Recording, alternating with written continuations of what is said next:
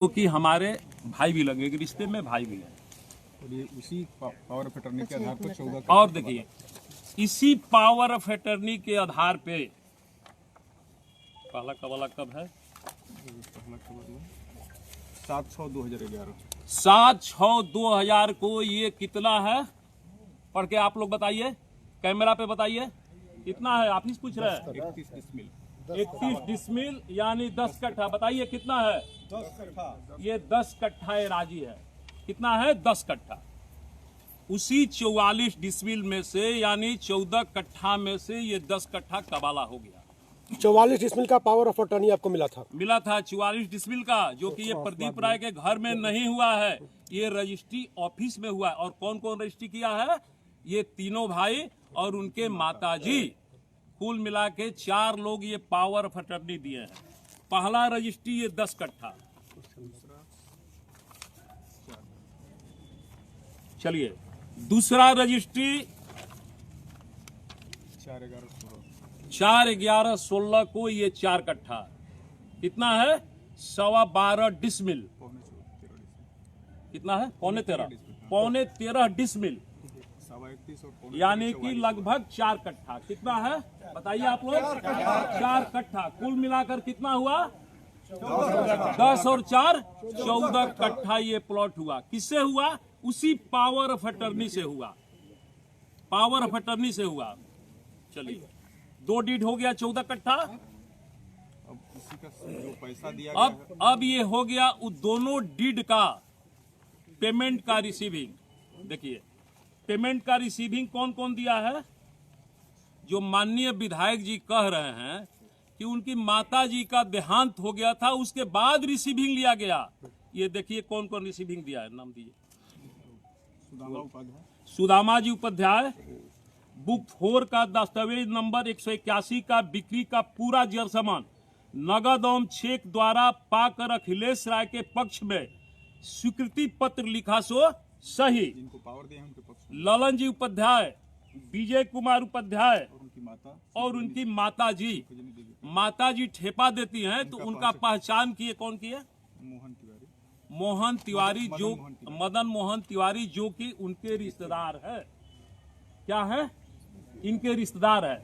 केवल माता जी रिसीविंग नहीं दी हैं, जो कि ऐसे झंडा फहरा रहे हैं विधायक जी, जैसे लगता है कि उनकी बलफलाहट जो है एकदम सामने आ गई है।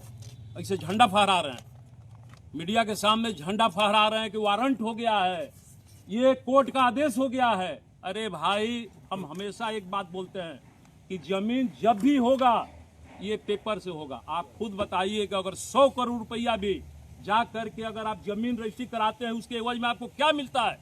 मात्र एक ये 4 पन्ना मिलता है। क्या मिलता है? 4 पन्ना मिलता है। इसी पन्ना का कीमत है और कुछ नहीं, इसी पन्ना का कीमत है।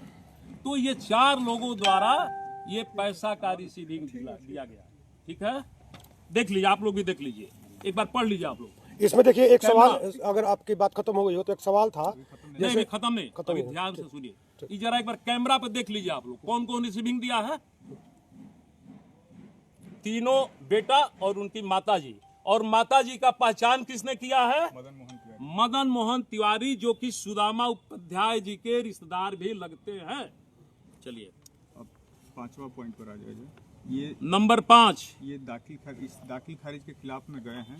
उसके बाद मोटेशन और पोजीशन दोनों उसी समय से हमें, जब से पावर ऑफ अटर्नी हुआ है, जब से रजिस्ट्री हुआ है, उसी समय से मेरा मोटेशन और पोजीशन दोनों एक साथ है, बीच में कोई नहीं है।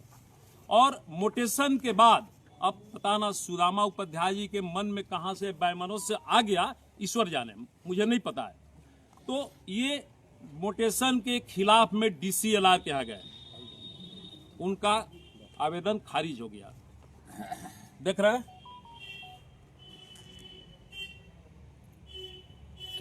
देख रहे हैं आप? एक बार देख लीजिए अच्छे से, आप लोग सब कोई देख लीजिए। ये DCLR का है आदेश, उनका आवेदन जो है खारिज हो गया। ठीक है? अनुमंडल अधिकारी 44 किए हैं। उसके बाद जब वो हम बाउंड्री में काम लगवाए थे, तो SDO साहब के यहाँ 144 उनके द्वारा किया गया। किनके द्वारा? सुदामा जी उपाध्याय के द्वारा ये भी खारिज हो गया। मेरे पक्ष में आदेश हुआ, देख लीजिए, हर कैमरा पे मैं दिखा रहा हूं। ये मेरे पक्ष में आदेश हुआ। क्या आदेश हुआ? 144 में, 144 में मेरे पक्ष में आदेश है। अभी देख लीजिए। और किसी को देखना है पेपर? चलिए। उसके बाद ये टाइटल शूट किए हुए हैं। चलिए, उस केस नंबर बताइए। 390/2021। फिर उनके द्वारा जब उनका मन नहीं माना, सुदामा जी उपाध्याय का, उनके मन में बेईमानी आ गया या क्या आ गया, ईश्वर जाने, उनका मन जाने, ये मुझे नहीं पता है। तो फिर उनके द्वारा एक टाइटल शूट किया गया जिसका केस नंबर 390/2021। चलिए देख लीजिए, 390/2021। इंजंक्शन लगाने का एक मिनट, ये देखिए बबलू जी, क्या है? 390/2021। आप लोग सबको एक बार कैमरा पे अच्छे से देख लीजिए, ठीक है? यहां तक कोई कंफ्यूजन? ठीक है। अब फिर इस टाइटल शूट में अमित रुक जाओ एक मिनट। ये टाइटल शूट करने के बाद उनके द्वारा इंजेक्शन का पिटीशन दिया गया, पिटीशन का आदेश है। ठीक है? उसी का आदेश है। ये फिर उनका आवेदन जो है खारिज कर दिया गया। बबलू जी, उनके विजय उपाध्याय के जिम्मा ये इंजेक्शन का पिटीशन दिया गया कि इनके कार्य को रोका जाए। देख लीजिए, देख लिया आप लोग, ये उसका आदेश है। उनका आवेदन खारिज कर दिया गया। क्या कहते हुए खारिज कर दिया गया? जमीन पर हाँ, क्या चीज? सिविल जदों के यहाँ लंबित है, जिससे सुदामा जी उपाध्याय वगैरह स्टेटस को इंजेक्शन लगाने का आवेदन दिया गया था, जिसमें माननीय न्यायालय द्वारा स्पष्ट किया गया कि चूंकि प्रश्नगत भूमि कबाला के समय से ही प्रतिवादी प्रदीप राय के दखल कब्जा में है एवं बाउंड्री भी उसी समय से है, इसलिए निर्माण कार्य पर रोक नहीं लगाया जा सकता है। उनका इंजेक्शन जो है खारिज हो गया। जो विधायक जी ऐसे झंडा फहरा रहे हैं, ये कोर्ट का आदेश हो गया है। मैं उनसे जानना चाहूंगा, अगर उनमें दम है, ताकत है, तो सब मीडिया भाई के सामने मेरे साथ बैठ करके पेपर को डिबेट कर लें। मैं उनको चैलेंज देता हूं कि बैठ के डिबेट कर लें। अगर उनमें वाकई में ताकत है तो बैठ करके मेरे साथ डिबेट कर ले पेपर पे। पता ना उनको कितना जानकारी है, ये मुझे नहीं पता है, बट मेरे समझ से जो लिखते हैं ना, क्या लिखते हैं भाई? डॉक्टर अजीत कुमार सिंह। इस पे प्रश्न चिन्ह है मेरा कि उनके पास डिग्री है या फर्जी डिग्री है। इस पे मेरा प्रश्न है, क्योंकि एक अंधा को भी दिखेगा कि ये पावर ऑफ अटर्नी 14 कट्ठा का है और इसी 14 कट्ठा के पावर ऑफ अटर्नी से रजिस्ट्री है, मोटेशन है, सब कुछ है। ये एक अंधा को भी दिखेगा। इसलिए डॉक्टर जो लिखते हैं उस पे मेरा प्रश्न चिन्ह है। मैं उनको डॉक्टर नहीं बोलूंगा, मैं क्या बोलूंगा? अजीत कुशवाहा। चलिए आगे बोलिए। उसके बाद ये दोनों दाखिल खारिज के खिलाफ चलिए। एडीएम कहाँ गए हैं? फिर दाखिल खारिज के खिलाफ सुदामा उपाध्याय जी का जब मन नहीं भरा तो फिर एडीएम साहब के यहाँ पिटीशन दिए कि इनका दाखिल खारिज जो है खारिज किया जाए। ठीक है, उनका आवेदन जो है खारिज हो गया। चलिए किस डेट पे हुआ बताइए? 31/12/2025। अभी फिलहाल 31/12/2025 को एक इनका बार आवेदन खारिज हुआ है। एक बार ये देख लीजिए, 31/12/25 यानी मुश्किल से अभी कितना दिन हो रहा है भाई? आज ये 22 दिन। 22 दिन। ये 22 दिन पहले एडीएम साहब के यहाँ इनका आवेदन जो है खारिज हुआ है। देखिए, बोलिए। कोई कंफ्यूजन? ठीक है, कोई कंफ्यूजन है? उनका खारिज हो गया। देख लीजिए, देख लिए। अब आ जाइए मूल असली बिंदु पे, जो उनके द्वारा कहा जा रहा है कि वारंट हो गया है, ऐसे झंडा फहरा के कि डिग्री हो गया है, जिसे लग रहा है कि प्रदीप राय ने कभी केस लड़ा है और न वारंट देखे हैं। वारंट हो गया है, डिग्री हो गया है, शायद उनको नहीं पता होगा। ये कंप्लेंट केस है और कंप्लेंट केस जो है भारत के किसी कोना में कोई भी व्यक्ति कहीं भी कर सकता है। उसमें प्रतिवादी को पहले नोटिस नहीं होता है। उसमें क्या होता है, अगर हमने केस किया किसी के ऊपर कंप्लेंट केस, तो मात्र 2-3 गवाह देना है, उसमें कॉन्विनियंस हो जाता है। ठीक है, उसके बाद प्रतिवादी को नोटिस होता है। वही मुझे नोटिस हुआ है। ठीक है, बेलेबल वारंट है। आप देखे होंगे कि अगर किसी केस में किसी गवाह का भी नाम है तो अपीयर नहीं होने पे एक बेलेबल वारंट होता है। ठीक है, कि आ करके अपनी गवाही दे दीजिए। वही बस बेलेबल वारंट हुआ है कि कोर्ट में आ करके अपनी बातों को रख दीजिए। 17 फरवरी को डेट है, 17 फरवरी को ये समाप्त हो जाएगा। ठीक है, ये पेपर उसी का है, ये देख लीजिए पेपर। ये जो समन हुआ है, समन का आदेश हुआ है वही है, न कि ये कोई डिग्री है। मेरे समझ से उनको जा करके बढ़िया से कहीं विद्यालय में ज्ञान लेना चाहिए, अन्यथा पुख्ता सबूत के मेरे हिसाब से उनको नहीं बोलना चाहिए। हमने तो कभी आज तक हमने नहीं बोला। कभी हमने पीसी किया है? आप लोग बताइए, कभी किए पीसी? नहीं किए है ना। मुझे मीडिया में चमकने का कोई शौक नहीं है कि मेरा टीआरपी बढ़ जाए। शौक किनको है? अजीत कुशवाहा को। जनता ने जब नकार दिया है, जवाब मिल गया है, तो उनको शौक है कि मेरा टीआरपी जो है बढ़िया से और बढ़ जाए। तो जाइए ना भाई, लड़ लीजिए बढ़िया से। और अगर उनको व्यक्तिगत मुझसे लड़ना है तो आइए लड़ लीजिए, हम तैयार हैं। हमेशा फील्ड खाली है, हमेशा फील्ड खाली है। दूसरे मुद्दा पे आ जाइए ना। आपको गंभीर बात मैं लास्ट में बताऊंगा, अभी नहीं। इसके पीछे क्या कारण है, असली गंभीर बात सबसे लास्ट में बताऊंगा। पहले उनका एक एक मैं जवाब दे लूं। इस पेपर से आप लोग संतुष्ट हो गए? कहीं कोई कंफ्यूजन है? नहीं, ये अंतिम आदेश नहीं है, ये समन है। ये समन है। ये प्रदीप राय को कोर्ट द्वारा नोटिस हुआ है कि आप आइए कोर्ट में अपनी पक्ष को रखिए, न कि गिरफ्तारी का आदेश हुआ है। बस ये बेलेबल वारंट है कि अपनी बातों को आके रख दीजिए। ये एक समन हुआ है और इसमें कुछ नहीं है। चलिए अब आ जाइए। उनका एक और आरोप है, ये राजन जी उपाध्याय की बिरला ओपन माइंड्स में राजन जी उपाध्याय का 17 कट्ठा जमीन इन्होंने घेर लिया है। आप लोग भी सुने होंगे, आपसे बबलू जी सुने हैं, सब कुछ सुने हैं। चलिए इस बिंदु पे आते हैं। पहले तो आप जान जाइए कि 2016 में आदरणीय सुरुज सिंह को मैंने वो जमीन रजिस्ट्री कराया है 43 बीघा। ठीक है, उस 43 बीघा के एरिया में, कैंपस में, ये राजन जी उपाध्याय कहीं भी दूर दूर तक नहीं है। ये मैं नहीं कह रहा हूं, ये राजन जी उपाध्याय कह रहे हैं ऑन पेपर से कह रहे हैं कि ये प्रदीप राय के बाउंड्री में मेरा जमीन नहीं है। विधायक जी के मुंह में है, विधायक जी के मुंह में प्रदीप राय के बाउंड्री में राजन जी उपाध्याय का 17 कट्ठा जमीन है, लेकिन राजन जी उपाध्याय के हिसाब से कागज से प्रदीप राय के बाउंड्री में नहीं है। चलिए, ये राजन जी उपाध्याय टाइटल सूट किए हैं, जिसका केस नंबर है 382/2020। देख लीजिए, जिसका केस नंबर क्या है आप नोट कर लीजिए, नेट पे सर्च करिएगा तुरंत आ जाएगा। 13 लोगों पर देख लिए, हम बता रहे हैं, सब पेपर हम समझा रहे हैं। कितना है केस नंबर? 382/2020 है ना। अगर प्रदीप राय के बाउंड्री में उनका 17 कट्ठा जमीन होता तो सिंगल प्रदीप राय पे केस करते, और वो प्लॉट जिससे हमने रजिस्ट्री लिया है आदरणीय सुरुज सिंह जी से, तो लगता है कि सैकड़ों वर्ष से उनके दखल पोजीशन कब्जा में सब कुछ है। अब देखिए, इनका पेपर कह रहा है सुदाम, ये मतलब कि राजन कांत, मतलब क्या नाम है इनका, राजन कांत उपाध्याय जी का पेपर कह रहा है कि ये प्लॉट जो है प्रदीप राय के बाउंड्री में नहीं है।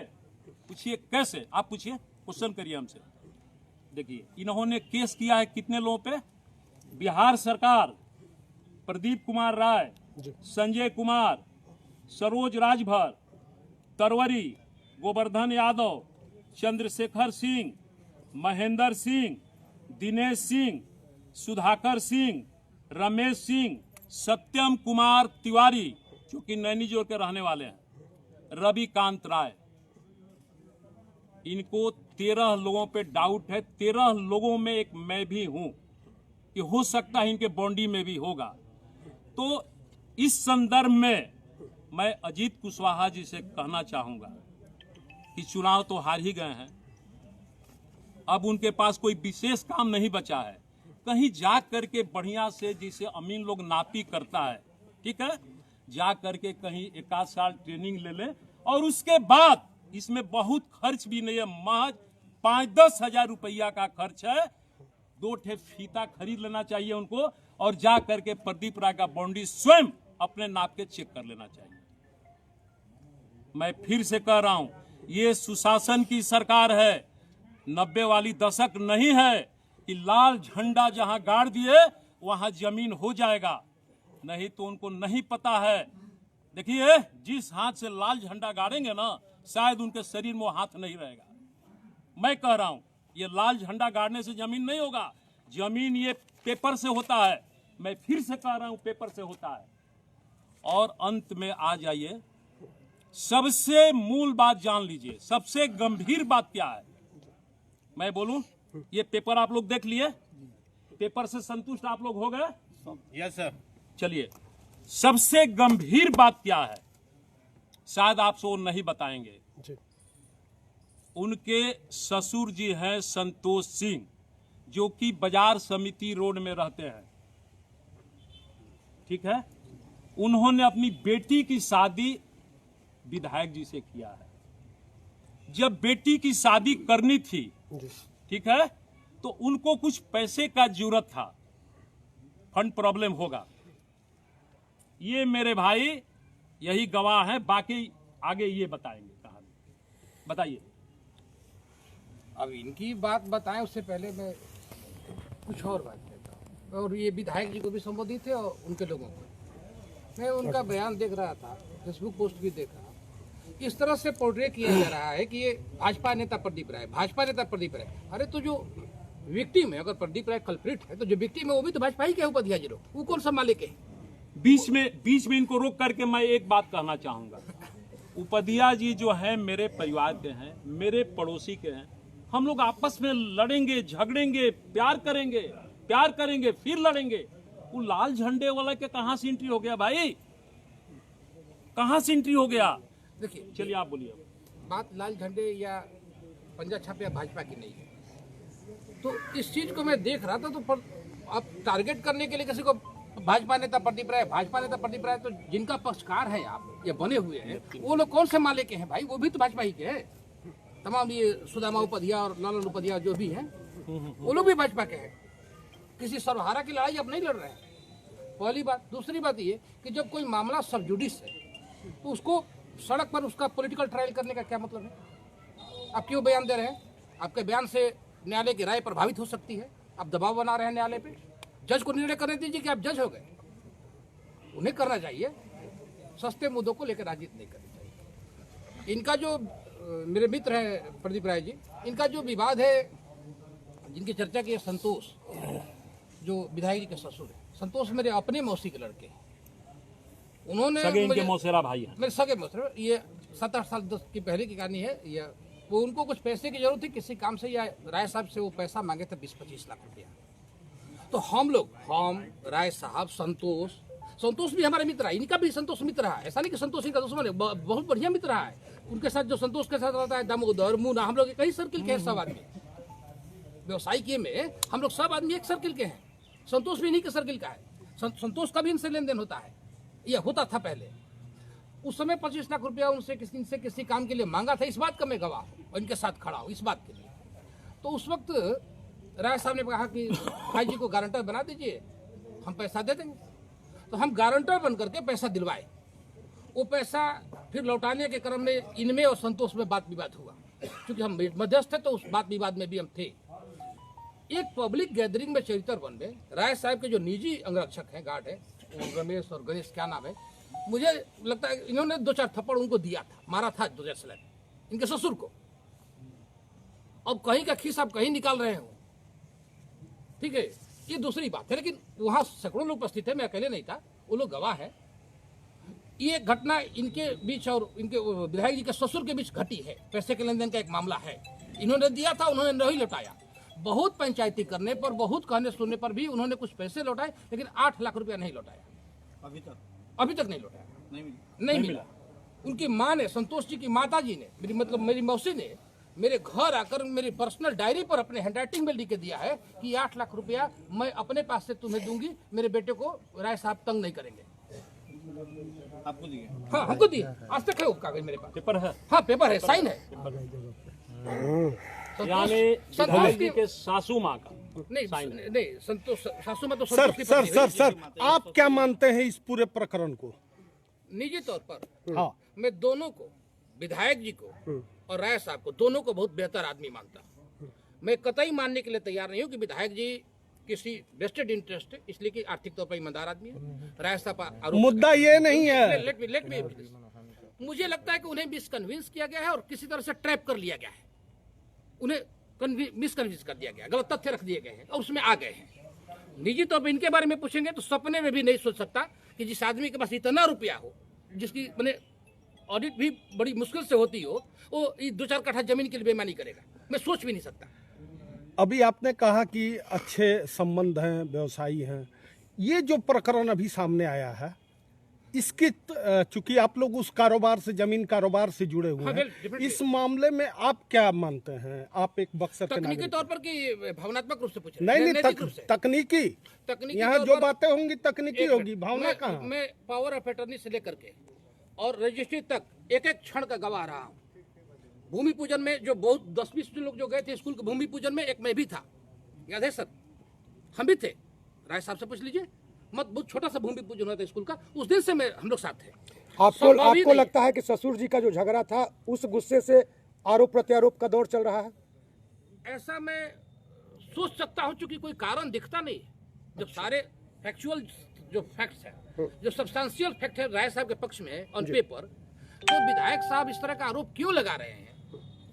और आरोप लगाए वो दूसरी बात है, बार बार इस कदर से टारगेट कर रहे हैं भाजपा नेता तो जिनके आप पक्षकार हैं वो कौन संभाले के हैं? आपने कहा कि अच्छे संबंध है, तो क्या आपने बात की उनसे, विधायक जी से? निजी तौर पर बात करने पूर्व विधायक जी से नहीं, निजी तौर पर बात अगर उन्होंने नहीं की, उन्होंने नहीं जानना चाहा, तो हम निजी तौर पर उनसे क्यों जानेंगे और पूछेंगे? कहीं ना कहीं राजनीतिक छवि को धूमिल करने का प्रयास किया जा रहा है। हो सकता है ये राजनीति में, वही कारण है। राजनीति में कोई नई बात नहीं। चुनाव हारने के बेचारे एकदम बेचैनी में हैं। उनको लग रहा है कि डुमरांव से प्रदीप राय ने ही चुनाव मुझे हरा दिया है। इसी बेचैनी में तरह तरह के अपना वो कर रहे हैं। आप चैलेंज कर रहे हैं, मतलब आपको जो उन्होंने टारगेट किया है, आप चैलेंज कर रहे हैं कि वो खुले मंच पर आए? हाँ बिल्कुल, मैं चैलेंज कर रहा हूँ कि जितने भी हमारे मीडिया बंधु भाई हैं, आ करके पेपर पे, और उपाध्याय जी को भी बैठा ले, ये डिबेट कर ले पेपर पे। और अगर उनको पेपर का ज्ञान नहीं है तो पटना से हाई कोर्ट, सुप्रीम कोर्ट से, कहीं से भी 2-4 अधिवक्ता बुला ले। अगर कह देंगे कि ये पेपर गलत है, तो इस कैमरा के सामने मैं बोल रहा हूँ, उनको 6 कट्ठा जमीन नहीं, टोटल होटल में रजिस्ट्री कर दूंगा। आगे बोलिए, रखिए। मुझे लगता है उन्हें किसी तरह से डाल दिया गया है गलतफहमी में, और कोई बड़ा मुद्दा नहीं। और सुदामा जी या जो भी पार्टी, जिनका जो वेस्टेड इंटरेस्ट जो और चाहते हैं ऊपर से बड़े लोगों को परेशान करना, उनसे पैसे हटना कोई नई बात नहीं है हमारे समाज में। बार बार इस तरह की उनके दिमाग में एक और बात होगा कि और अंबानी है, अब वो जो करे, उनके दिमाग में एक और बात होगा कि इस तरह से परेशान करेंगे तो हो सकता है कि अंदर से हमको कुछ, कि कमीशन खोरी का तो 5 साल से काम कर रहे हैं, आप सबको भी पता है। तो उनके दिमाग में ये होगा कि ये जो 8 लाख रुपया है इनके ससुर जी का, ये तो छोड़ ही देंगे और कुछ अलग से भी मिल जाएगा। उनके दिमाग में यही चल रहा होगा, प्रेशर के चलते, और कुछ नहीं। उनके दिमाग में होगा कि बस 1,50,000, और जितना मुझे पता है, अपनी काम बड़ी ईमानदारी से किए हैं।